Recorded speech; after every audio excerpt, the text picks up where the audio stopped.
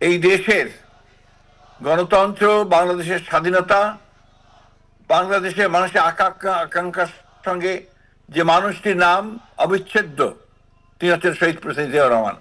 তার সম্পর্কে দীর্ঘ আলোচনা হয়েছে, আমি সেগুলোর পুনরাবৃত্তি করব না। এই আলোচনা সভার সভাপতি হিসেবে আমি শুধু একটি কথা বলতে চাই, জিয়াউর রহমান সাহেবের নাম মুছে ফেলার ভয়াবহ রকম চক্রান্ত হয়েছে বারবার।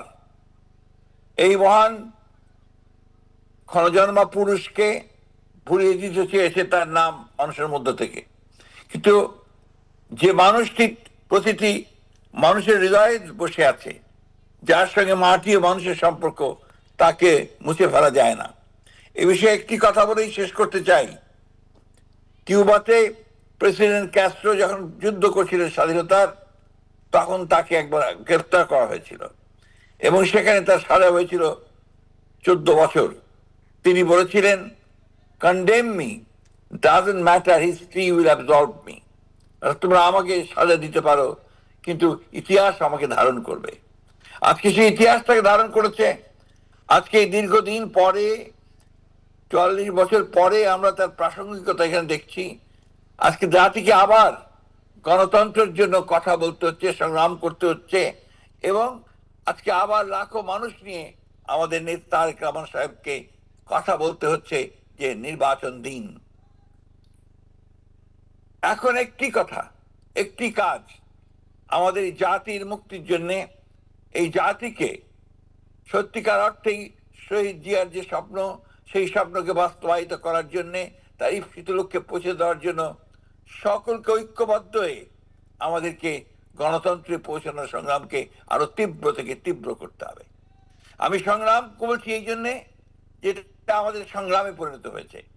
একটা অত্যন্ত পরিকল্পিতভাবে বাংলাদেশের মানুষের মধ্য থেকে গণতন্ত্রকে সরিয়ে দেওয়ার প্রচেষ্টা করা হচ্ছে, আবার বিরাজনীতিকরণের একটা ষড়যন্ত্র চক্রান্ত করা হচ্ছে। সেইখান থেকে জাতি উদ্ধার করার দায়িত্ব বাংলাদেশ জাতীয়তাবাদী দলের, এবং সেই জন্যই আমাদের নেতা জনাব তারেক রহমান সাহেব অত্যন্ত সঠিকভাবে বলেছেন যে বিএনপির উপর নতুন দায়িত্ব বর্তেছে। সেই দায়িত্ব হচ্ছে আবারও নিজেদের ঐক্যবদ্ধ করে, দেশের মানুষকে ঐক্যবদ্ধ করে আমাদেরকে সেই গণতন্ত্রকে আবার প্রতিষ্ঠিত করতে হবে। দেশনেত্রী বেগম খালেদা জিয়া সে কথাই স্পষ্ট করে বলেছেন যে আজকে সমগ্র মানুষকে ঐক্যবদ্ধ করে আমাদেরকেই এই গণতন্ত্রকে প্রতিষ্ঠিত করতে হবে। আসুন আজকের এই দিনে আমরা সেই প্রতিজ্ঞাই করি।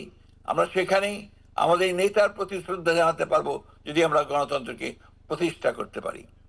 সভাপতি হিসাবে আমি সবাইকে ধন্যবাদ জানাতে চাই।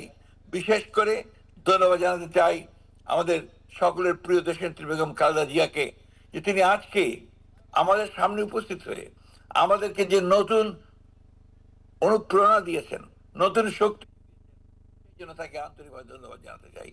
ধন্যবাদ জানাতে চাই যারা তারেক রহমান সাহেবকে, যে গতকাল তিনি তার বক্তব্যের মধ্য দিয়ে মানুষকে যে নতুন করে স্বপ্ন দেখতে শুরু করিয়েছেন, সেই জন্য তাকে ধন্যবাদ জানাতে চাই।